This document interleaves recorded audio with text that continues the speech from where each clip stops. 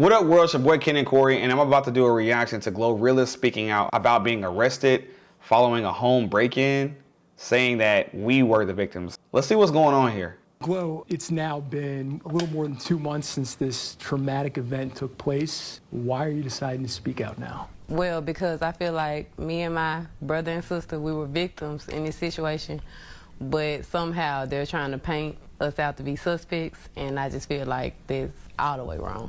Grammy-nominated rapper GloRilla sitting down for her first TV interview since she and her family became the victims of a home invasion in July. Her lawyers Drew Fenling and Marissa Goldberg have asked her to refrain from talking about the specifics of the incident, citing the ongoing investigation. But they told me that the hip-hop superstar, whose real name is Gloria Woods, was in Indianapolis performing during the WNBA All-Star Weekend when 3 armed intruders broke into her Forsyth County home in the middle of the night. Oh, wow. A family member fired at the burglars, but they got away before police arrived. Over $700,000 of items were stolen from her home. Ooh. And so her brother and That's almost $1 million worth of valuables taken from your home.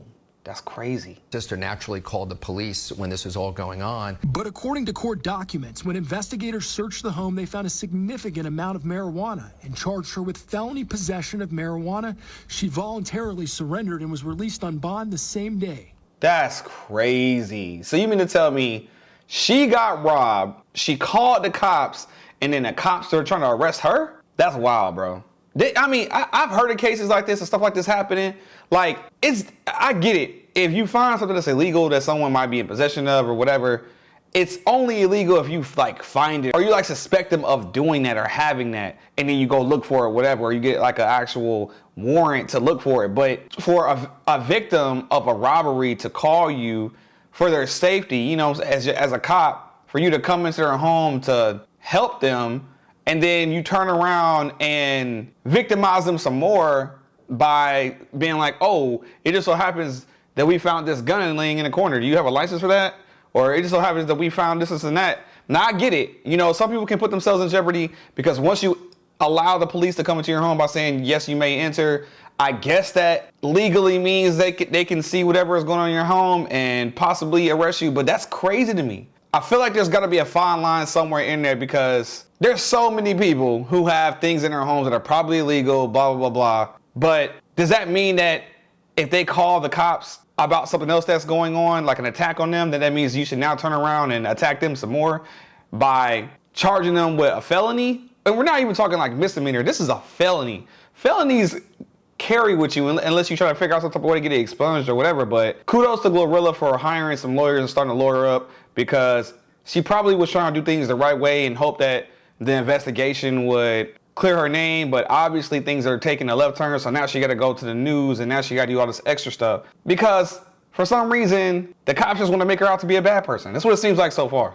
You have to think about not only the effect to Gloria and her family, but also to folks who see what happened here. Well, the most egregious part is that there seems to be no movement whatsoever in this home invasion, but rather within 24 hours there were warrants for her arrest. Yeah, and I got a chance to reach out to the Forsyth County Sheriff's Office. A spokeswoman declined to comment, but did say that this is still an active investigation.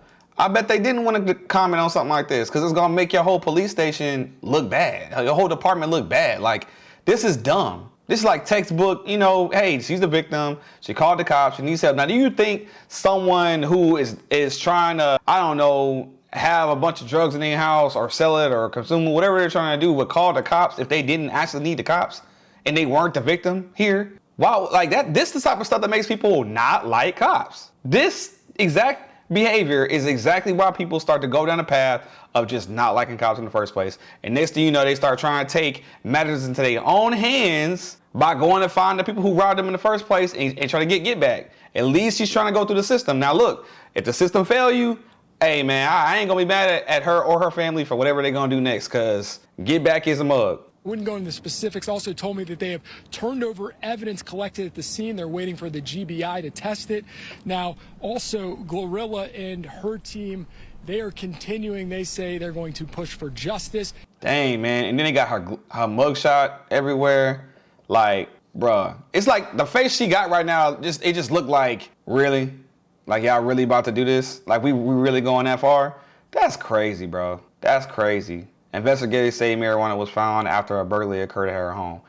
And I bet some of them same investigators probably got marijuana at their home or know somebody got marijuana. Like, y'all going too dang far behind some freaking weed. Like, it'd be different if she had, you know what I'm saying, a whole bunch of bricks of cocaine or something like that, or stashed up and she out here looking like Scarface or something, just randomly. Like, come on, bro. It was probably her own personal stash that she probably bought and just probably take some out of that stash when she hits the road or whatever. Like, it's ridiculous. I don't know. I feel like y'all at this point are reaching for something and y'all just trying to attack her. That's all it looks like from the outside looking in, and I'm pretty sure the public ain't gonna have it. This ain't doing nothing but making the police lose their respect in the community. You know what I'm saying? It is what it is. Those are my 2 cents. Y'all tell me what y'all think about this whole situation. You know, I hope that things don't get any worse for GloRilla. I hope that her lawyers are able to fight this case, but right now it's not looking too good, and I just think, matter of fact, what's the name of the department? Of items were stolen.